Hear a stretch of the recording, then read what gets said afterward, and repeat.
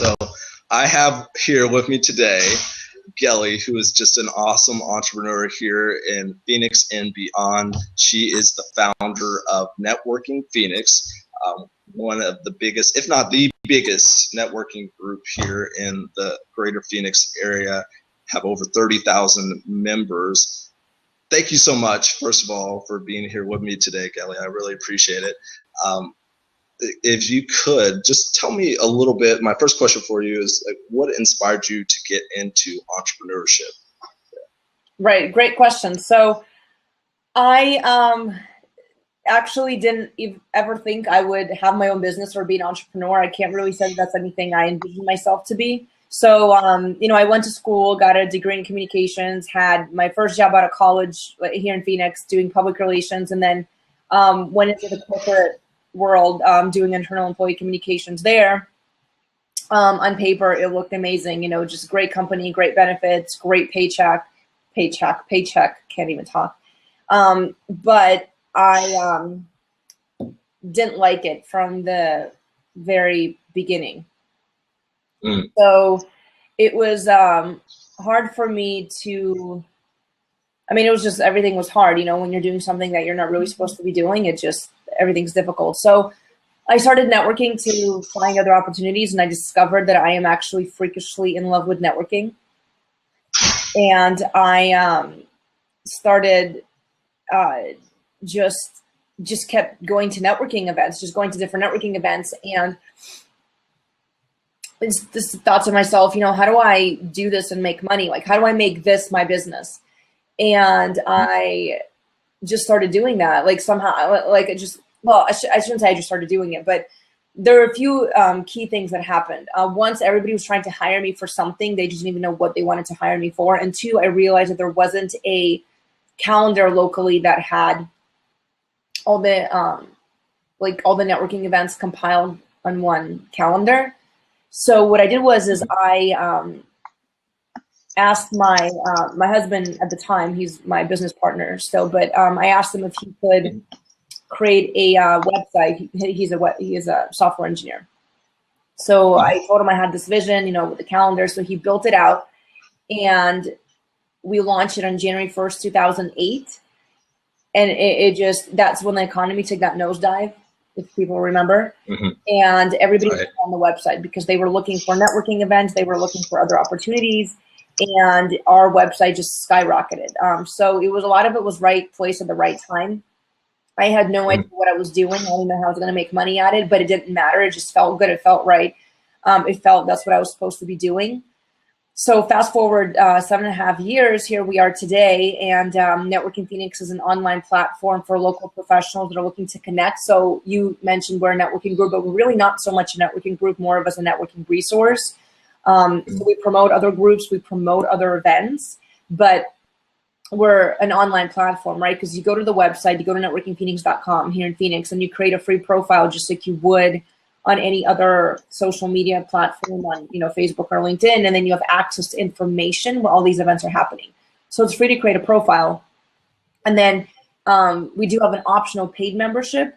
It's $20 a month. You sign up to be a Passport member, and then you can attend our monthly mixers for free, as well as other organizations' events for free. So there's maybe about 30 events a month you can attend for free on your Passport. So if you're actually networking a lot, it saves you money. Otherwise, you just create a free basic profile, and it's still a free resource. So awesome. Now, was there an evolution of the where you were, say, well, right now, like I said, the Networking Phoenix has over 30,000 different members. Like, how many different members did you have, or like how many people were linked into the resource that it is right now, that first year that you were in existence? The first year, maybe so at the end of the first year, I was maybe about 1,000. And the reason I know this is because in January of 2009, we hosted our first mixer, and it was a launch party. And so I wasn't planning on hosting my own events, but a friend had convinced me to have a launch party. So I was like, okay, she really had to convince me. It wasn't that easy, but she finally convinced me. And I thought maybe 100 people would show up. You know, we had about 1,000 members. It was a free event. And I had my mom helping me with registration. So literally my mom and her two business partners. And I showed up wearing like jeans and a tank top. I was like, you know, it'll be very casual. Just, I don't even know who's going to show up. So long story short, we had over 600 people show up. Over 600 people. It was a nightmare. The police actually had to come out to direct traffic. Like, no joke, because it was so backed up. This was for, you know, and I don't know if people on call where they are, but here in Phoenix is in Paradise Valley, and there was a new hotel called the Monte Lucia, right? So it was on that intersection, and it just literally just, the police had to direct traffic where they ran out of parking, so people were parking in the desert. It was, I don't know, it was unreal. I've never seen anything like that. And I ran up to the front to start greeting people, like, because there was this huge line that wrapped around the building, and I was greeting people. And to my surprise, I either knew them personally, and if I didn't know them personally, I knew their profile name on our website, because there was 1,000. So every time somebody would create a profile, I would see who they are. I mean, it was a big deal to me when somebody created a free profile, right? I imagine Mark Zuckerberg doesn't sit there and look at every single, you know, profile that gets created on Facebook, and I don't do that either. But in the beginning days, that's exactly what I did. I was like, "Who's this person? Where did they come from? This is so exciting." So they would show up, and you know, and I knew, like I said, either knew them or, so I knew a lot of people. So I invited them, and they came. It was pretty unreal. So that's how the first event happened, and that was kind of the first year of the company. Oh, that's amazing. So obviously you had done a lot of networking there to bring 600 people to show up at an event. Sometimes it's a struggle. I mean, done events before just to get like a dozen people to show up at one place, but you got 600 people to show up. So how often did you network before you went ahead and started launching Networking Phoenix? Like, how many events were you going to on a weekly basis, monthly basis? A lot. Okay. All right. Fair enough. Yeah. I was in love with networking, so I went to every single event I could possibly make it out to. I mean, I was out at least 2 or 3 times a week, if not more, networking, building up my network, you know. And, you know, the thing with events is that, you know, people will have an event and they'll try to sell tickets and invite others. But, you know, I always tell people, look, unless you have your own following, like, who's going to show up, you know? So, like, it's really important for you to build a following first. And having events is a way to do that, but that's just one of the ways, you know? And so for me, I literally built it one relationship at a time. I mean, that's no joke. One relationship at a time. That's all I did. I would meet with people and talk to people and go to events and follow up with people. And it's no small feat. You know, people look at what I've created and they're like, oh, I can do that. I'm like, oh, you can? Well, have at it. You know, maybe you can buy my business. Like, please, you know. But I've not met anyone else that has been able to do this so far. And I'm not saying I'm so amazing, but this just happens to be what I'm really good at because I'm freakishly in love with it, right? So it's like, it's just a little different. Like, I'm not just networking. I wasn't doing it because I was trying to make money with it. I didn't even know how to make money with it. I didn't even care. I was doing it because it's just something that I love. I love people. I love talking to people. I love having conversations, you know, and of course, 7.5 years later, it's evolved into a profitable business, you know, but most certainly it was a journey just to get to this point. Yeah. Well, that kind of answered the next question that I have. What was so before you came onto the scene with your own events, were there a lot of networking events in Phoenix there, or were they? I mean, how did you find out about networking events? Like prior to 2008 is when you started the business, right? Correct, 2008. I found out about events. So I started networking just kind of for my own purpose, and I ran across here locally. I ran across somebody by the name of Raven. I don't know if you're familiar with Raven Events, and so Raven, she has like parties and mixers and networking events. You know, she's been around longer than I have, and so she was really great, actually, and instrumental at kind of like taking me under her wing, you know, and just kind of. Like, I was helping her, like there was a way that she was kind of broadening her, you know, knowledge of people of her. And so I was helping promote her, you know, so there was like this symbiotic relationship that we had. And I learned a lot about the networking events and the culture and all of that by helping her out. You know, and so it honestly kind of stemmed from there. And I was just out so often. Like, I mean, I just kept meeting people, and then people would tell me about events. And then I kept track of these events in a Google document. Or I'm sorry, not Google document didn't exist back then. I'm kidding. A Word document, okay? Right. Literally in a Word document. And it was like different fonts and different sizes because I would copy and paste things. And, you know, I'd look at magazines, you know, like the business magazines, and see which events were happening where. And I was literally the walking, talking networking Phoenix back then, because there was no resource. There was nowhere you could go to find where these events were happening. Like, you literally had to know somebody that knew somebody. Right. So I was sending out I was sending out this Word document constantly to people. And that finally dawned on me, why don't I just create a website? Right. Wow. And so that's, I mean, that is literally how it all came together. That's fantastic. Now, let me kind of shift gears a little bit. What are some trends that you see with networking going forward? Are there any trends that you see that weren't really there, say, 7 years ago? You or is know, it pretty much the same? yeah, no, it's face-to-face networking. I mean, it'll never go out of style, and it's always the same, you know, and there's cycles for people with networking. So I can't say anything's different. I can't say the landscape is different.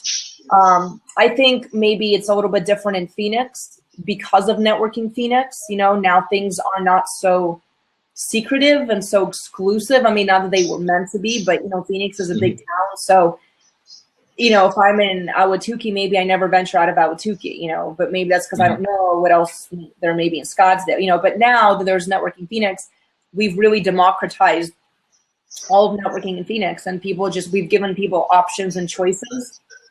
So maybe from that perspective, it's a little different, but otherwise, you know, face-to-face networking, I'm sure it's the same today as it was thousands of years ago. So right, absolutely. And let me kind of venture in kind of in this platform. Do you think, and personally, I've seen like actual networking happen on this platform, Blab and stuff. Do you think that is kind of a potential area for you to move into in the future, or like, do you think other networkers will be moving to platforms like this in the future, or what are your thoughts on that? Yeah, that's kind of a weird question. I think this is a niche. You know, I think this is, you know, I mean, why not? Sure, some will.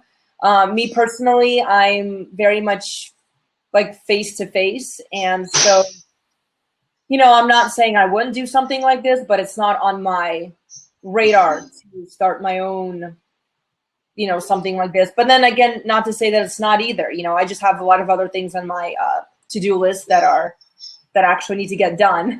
You know, something like a project, you know, that doesn't need to get done. It could get done, but, you know, so I try to focus on the money-making activities, and then I make money, you know, and so it works out. Like I said, not to say that this couldn't potentially, but it's just not necessarily in the near future type of a platform. Cool. So what does a typical day, if there is such a thing, look like for Gelie? There is really not such a thing. The only things that part of my day that don't change are the fact that I take my daughter to school in the morning, and I pick her up, you know, in the, you know, towards the evening, and hang out with her, and, you know, I put her to bed.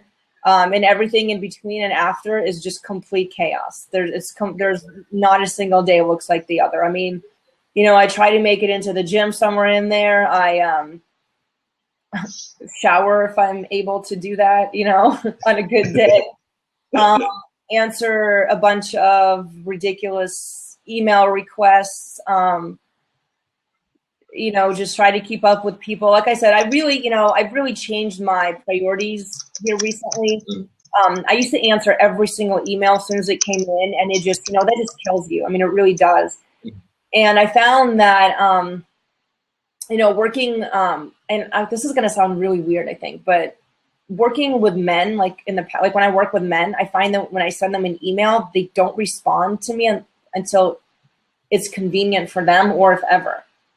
And that's not something I ever used to do. I would respond to emails right away. Like, to me, that's a big deal. Like, if somebody asks me a question, I have to answer. Mm-hmm. And I've come to the conclusion that in order to keep my sanity and really focus on the activities that matter, I just can't answer every single email, and people might be upset with me, and they're just going to have to be upset with me. But, I answer emails to their urgency and to priority level. So it doesn't mean I'm not going to answer your email. It might mean I'm just not going to answer your email for a long time. And it's something that I don't, it's not something I'm like proud of. Like, I don't answer email. It's not like that. But I just, the inbox is just, it's unreal, and it will zap your energy. And if all I do is answer email all day long and not focus on my actual work, and then that's not productive at all. So I prioritize, and like I said, I really focus on the things that matter for the day. And then if time to answer email, I will. So I tell you, yesterday I answered one email out of hundreds that are sitting unread in my inbox, one email. This morning, actually today, I had a good chunk of the day, so I answered maybe like 15-ish. Okay, so that wasn't too bad. I know a few days ago, like the day before yesterday, I answered 0, and the day before that, I answered 0. I watched them come in, and I was like, I don't, it's like I don't. That's it. Same thing with Facebook. People feel the need. People feel like they can reach out to me on Facebook, and not to say they can't, but I don't know if they think I'll check my Facebook messages more often or what. But like, I don't even open them, because then, if I open it, then they'll see that I read it and didn't respond to them. And then that's, so I don't even open Facebook. I just let them sit. And once again, that sounds horrible, but like each one sitting in my inbox right now, somebody wanting something. People want something, and it's just like, well, I need to shower and I need to eat. What is it you want from me? You know what I mean? Like, and it's weird, but like, I just like,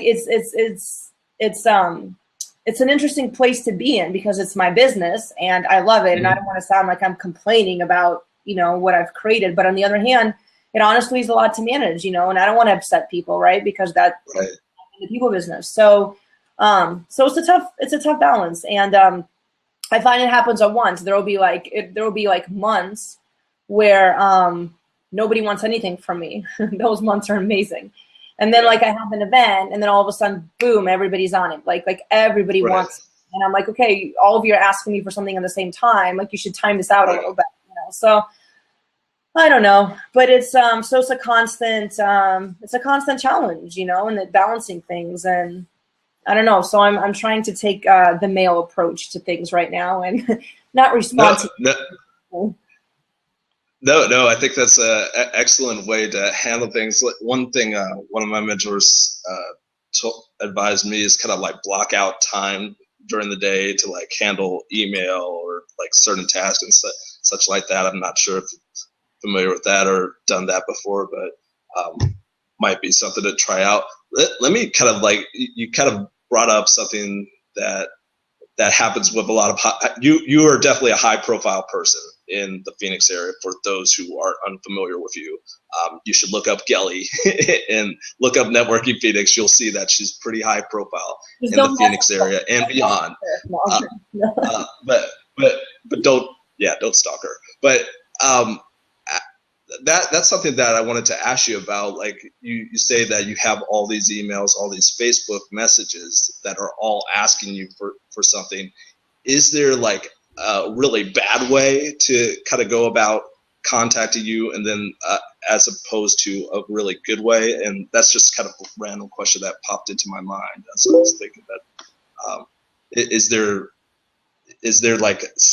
Is there ever been a bad experience where just someone is like, hey, Gelie, like, I need you to come by my event tomorrow night and like perform or like, do a speech on networking. Like, can you do it tomorrow? Oh yeah, people do that, but it's not like they want me to come and do a speech on networking. They I want something from you, and I have time tomorrow at 8 a.m. Can you, like, let's talk then? And I'm like, are you kidding me? Like, don't talk. I don't even know who you are. Don't talk to me like that. Like, that's horrible. That makes me so upset.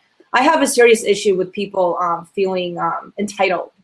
Like, why are you so entitled that you can send me an email? Like, and people do it all the time. That's how my day started this morning, with an email that this person sent me, who I thought we had a good relationship, and she just sent me this email like, well, she's moving on to someone else or whatever, because I slighted her somehow. And I'm like, is this a joke? Like, I put you on my platform that I built.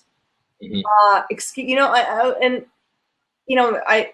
I know better than to respond when I'm upset, but I responded to her when I was upset. And I was like, listen, girlfriend. And, so of course she responds with, whatever else. But I tell you, she wrote me 6 sentences.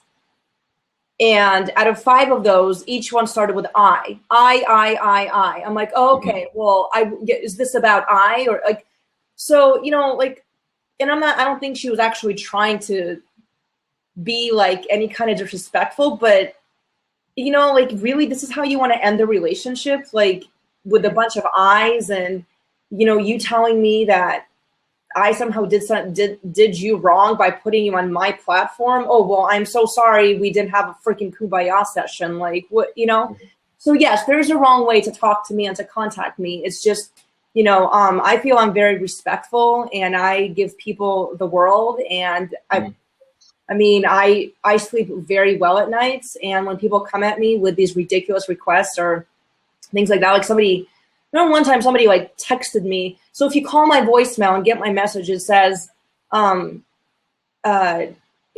it's an emergency, text me, or if you need to get a hold, because I probably get the text faster than I get the voicemail, and it's how it is these days.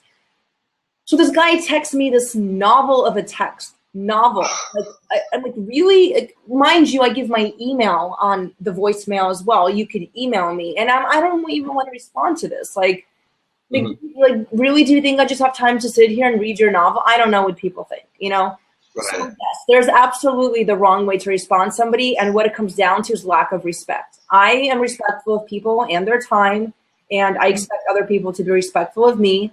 And if they're not, I see that right away, and I have no problem letting them know that, they can wait. Okay.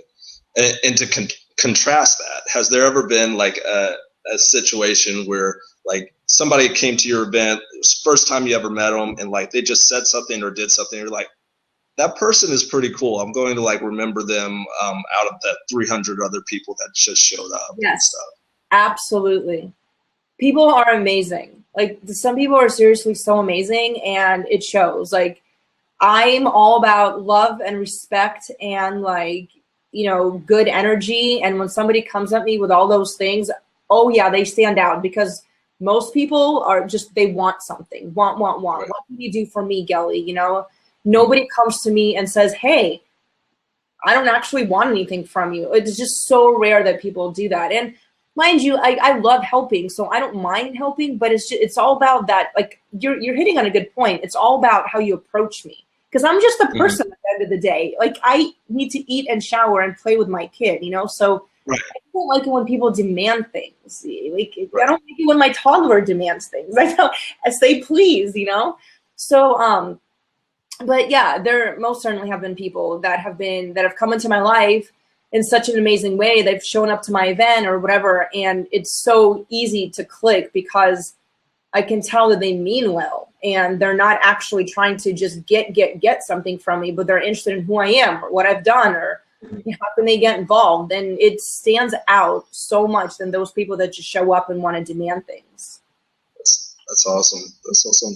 And next question is not quite on track, but like, I think we talked about this before when we were on a blab together, but where do you see Networking Phoenix or your company in, say, the next 5 years or so? Well, I see, myself. So the company, the parent company is called Network Local, right? And just here locally in Phoenix, it's called Networking Phoenix, but in Chicago, it's Network Chicago. And we own domain names all around the country and the world. So I personally see myself doing exactly what I'm doing, but on a larger scale.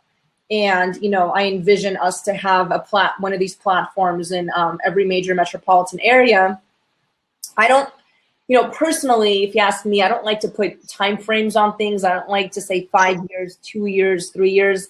That's just not how I function. I think time is something that we humans have created, and I'm very spiritual. So I'm not about time. I'm about maybe timing of things. you know, how timing works out, but not so much like where am I going to be in 5 years? I don't know. Hopefully on an island drinking, you know, I don't know. But I tell you, in the future, I see myself doing a lot of the same work, just on a larger scale. I feel like Phoenix has been a wonderful playground for me. You know, not playground, but like in a sense where I get to play, I get to learn, I get to experience, and I feel like, you know, I'm just honing in on my skills and getting ready to truly, truly launch myself, which I don't even know that I have yet. Awesome. And next question is kind of about mentors. And you already mentioned Raven Events is kind of like you kind of had a symbiotic relationship with the owner there. Are there any other people that, like, either that you know or you don't know, that have been mentors of people who you've looked up to and tried to model as you built your business?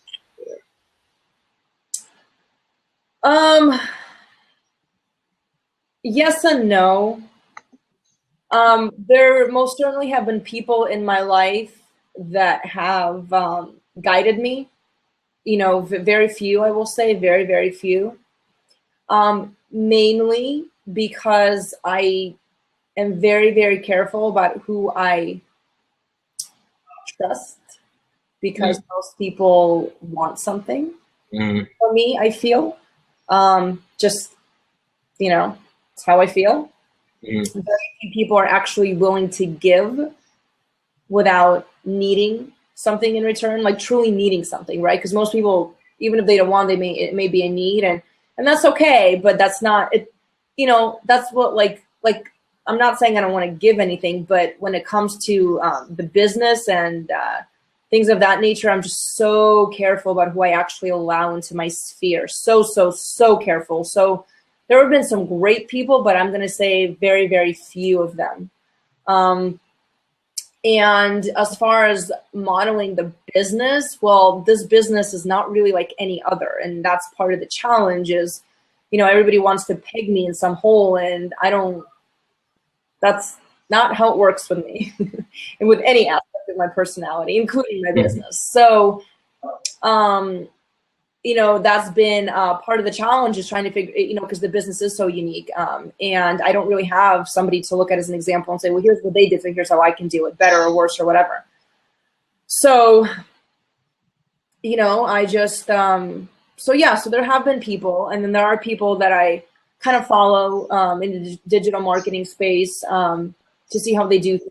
You know, I try to keep myself updated on the latest trends, but for the most part, it's just me.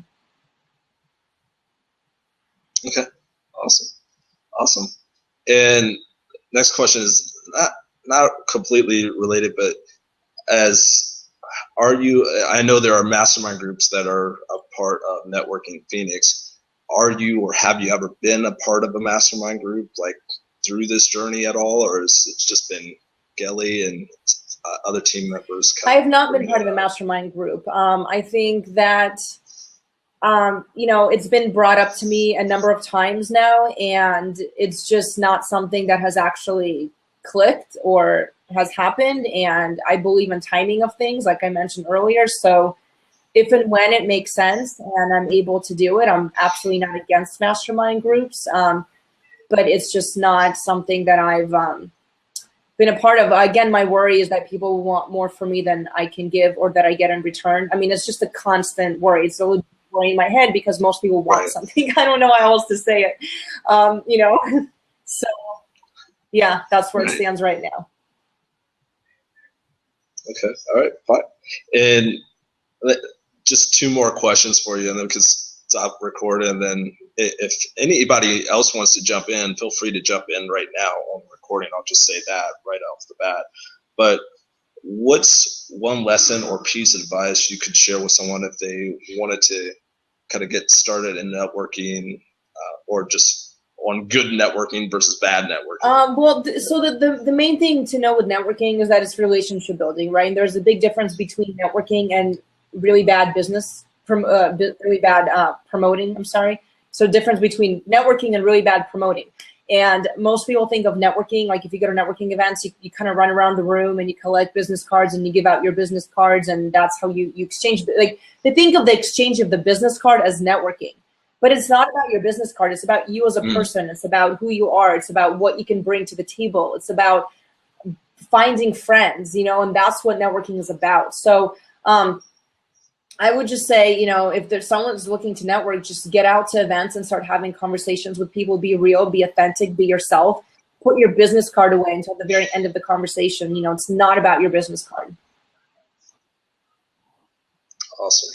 And finally, if people are having trouble reading the Networking Phoenix their handle, how can people get a hold of you, or actually, what would be the best way to get a hold of Networking Phoenix, not you, not Gelie, because we're not going to ask Gelie for anything. Yeah, no, I love that. So if they want to visit the website, it's networkingphoenix.com. Phoenix is all spelled out. In Chicago, it's networkedchicago.com with an ED as opposed to ING.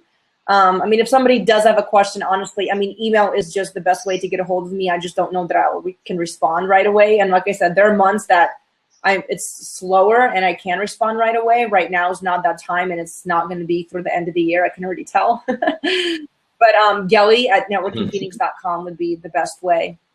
So. Okay.